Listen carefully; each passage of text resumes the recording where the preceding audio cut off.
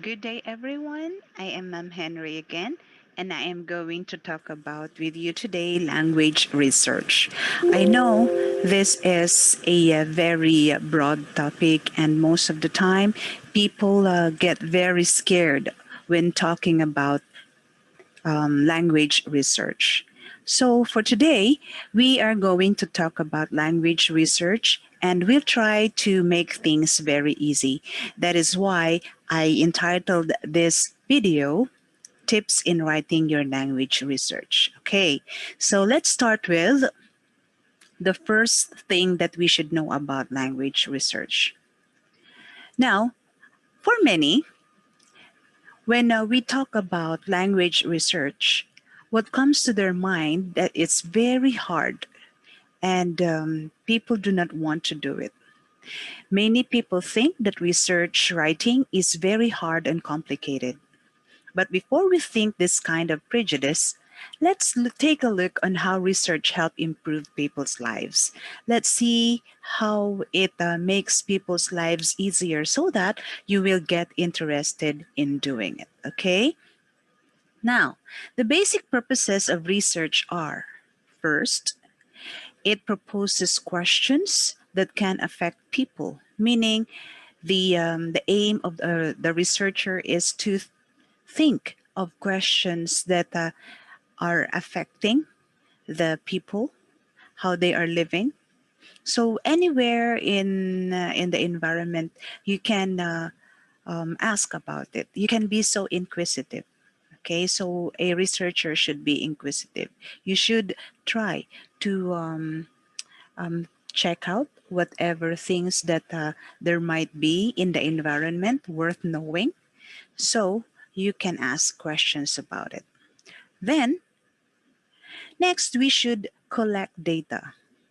The data that should answer our questions. Of course, the data that we should collect should be relevant to what we are asking about. It should not be warding off or away what we are thinking, of what we are thinking and what we are inquiring about. And then the third, after collecting the data, after trying to check if the data is valid or it really answers the question, the last thing is that we should present the answers to the questions. This time, once we are able to get the result of what we are doing, then it will be very good to let people know what we have gathered and what we have observed and what we found out. Okay?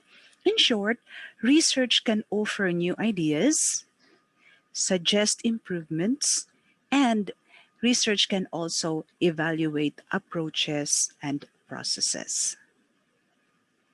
Next, I understand that researchers like us may also find difficulty in performing this task.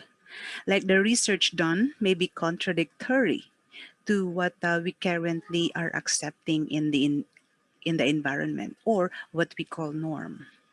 Researchers may also find it difficult to defend the findings that they have, especially if what we get from the research that we conducted is really opposite to what is currently accepted as the social norm or what um, is accepted by the society. So, researchers find it difficult to defend their findings, especially if it challenges the current situation of the community.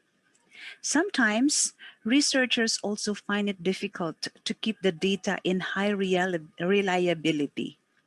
There may be some errors that can be committed in different parts of the research, so along the way, there might be some errors that we unknowingly or purposely do that may affect the result of our research. Another another problem that we are facing is that sometimes researchers have difficulty in hold on they have difficulty in defending the number of participants that they have employed in the study, meaning we cannot determine the number of the student participants needed in the study. That's why we cannot get the correct result. So that means that for us to get the correct result in the research, we need to know the exact number or at least minimum number of participants we need to extract the correct data or details. Next problem is that we also have issues when it comes to inappropriate tools for the research. Sometimes researchers use inappropriate tools in interpreting the data. Hence, the result is also faulty. Now, why are we talking about these problems encountered in research? It is because we are going to try how to resolve this and make your research writing right now as easy as possible. Okay, so I have invented my own tips in your research writing. I hope you will find it very easy to follow and supporting. Okay. So now here are the basic steps that we can do in doing research. We always have to keep in mind that these steps are very important so that we will be able to follow whatever um, processes that we have in the research so that we can also have a sound research. Okay. The first one is researchers need to identify topics or problems that they feel interested in. The best question that we have here is to research on topics that within our expertise and preferences or interest. Avoid choosing topics that will not improve your skills or expertise in your chosen field. Example, if you are an English teacher, why are you going to study all about accounting, something economics? That should be very difficult for you because you don't have a good background of it. So why don't you choose topics that are really within your track? Okay. Next, we need to know if there are sufficient related literature. It is very important for us to read. We need to check whether there are topics related to this, history, current trends and issues. So, with this, if you read enough, you'll be able to see great topics, great conversation, great ideas relating to the topics that you are going to choose. Try to read as many related topics that you can in order to have good grasp of your topic. The better your knowledge of the topic, the better and the smoother is your source of research. Okay? Once you have amply collected um, the uh, the related literature, the next thing that you can do is try to collect data or proof of what you are thinking about. So, data collection is very important because it can answer all the questions that you have in mind. Then, the next step is to start analyzing and interpreting the data that you have collected. In this part, you should be very careful in choosing the correct tool that can analyze and provide correct results. You have so many tools that you can use, like numeric, you have thematic. So though we can choose a lot of them, but make sure that the tools that you're going to use are the best for your research. Okay, and the final step is the reporting and evaluating of your research. This will help you check if the result you earned conforms with the current acceptable body of knowledge, or it introduces a new one. As long as you know that you followed the correct steps and that there were no biases in the conduct of your research, you can really be so sure in defending the results of your research. Okay, so whatever the result is, you can defend it so long as you know that you never did any mistakes in performing it. So no bias. All right, let's move on to the next one. I think this is the most important part in your writing. I mean, not really most important, but this becomes the initial step in completing your research, the introduction. The introduction, for me, it is very important. It plays an important role in keeping your readers interested in your study. We should write introduction in an impressive manner since this can make or break your reader. The first thing that we need to include in our introduction is the background of the study. This may include what the topic is all about, the definition of the topic that you are thinking about of researching, and of course, this also includes the common known ideas to people. So it's really uh, technically the definition of the um, the topic.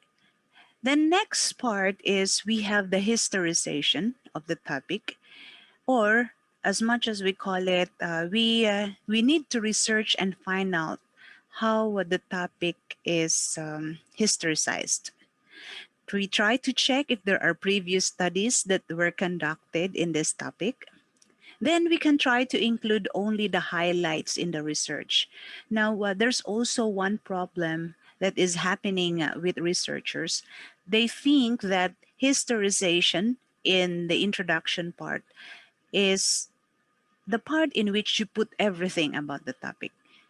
I think we should limit or only highlight the important ones that happened in this topic, and we shall reserve other related literature in the theoretical framework.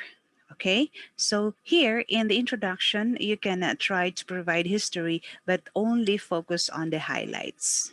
Then next is we also need to write the current trends and issues of the topic, meaning aside from the history, we also check out for what is currently happening in the topic that we have chosen. So we will be able to know what really is the current situation. And then next, we find gaps. Of course, with all the numerous or the varieties of related literature that you have read and you have investigated, you will see some gaps and some problems in their studies. These gaps or these missing links are very important because this is where you can find essence in your study. You can anchor your research from these missing links, from these problems that you have identified. Okay. Now, when you are able to identify missing links and problems in the broad body of knowledge, in the study of knowledge you are trying to focus on, then you can now get you can now get the problem. You can now state your purpose of the study. This is what we call the problematization in your introduction. So this is where you're going to tell what is the purpose, what is the problem that you are going to address. With that, that leads to the next part of your research, which is the statement of the problem. In this part of the statement of the problem, we should always consider these things. First, we should be very sequential.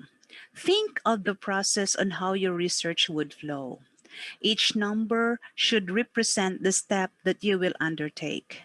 Just like on the example that is given on the screen right now, you will see that each step is interrelated to each other. You cannot do away with the next step, or you cannot do first the last step. So it should be sequential. You should not randomly do the steps that you have, okay? And then It should be very specific. You want to be very specific in what you are going to talk about. You should know this what to study. You should know what you want to do. Just like in the statement of the problem at hand, the second step there is knowing what is this the economic stability of the participants. So aside from knowing what is the status, the current status of the people, I wanted also to know the income of the target population. And then next, we also want to be resolving. When we say resolving, we should know what things we should solve. There should be we should be able to identify the problems and the ultimate resolution that we are going to offer. So solving is the ultimate purpose of the research, solving problems. Okay. So in this example that we have, I wanted to know the problems. I wanted to know the issues that they have. Take a look on the number of the statement of the problem. I have there indicated the issues, and since I wanted to resolve something, I indicated on the last part the solution. What can be developed so that we can improve the I mean we can solve or improve the living condition of the participants. Okay, and of course, the last but not the least, we should be very inquisitive. When we say inquisitive, we should know if we were able to address all issues. We were able to know everything. So being inquisitive is a very important characteristic of a researcher. Okay, so next, I think this recording is very long now, and I wanted to talk more about hypothesis, scope, and the limitation and significance of the study. However, the time is very limited, so I'll try to upload right away the next topic. Okay, so for our next recorded class, I will talk about hypothesis, scope and delimitation, and of course, significance of the study. So for now, let's call it a day. And thank you so much for listening. I think we're good. Goodbye.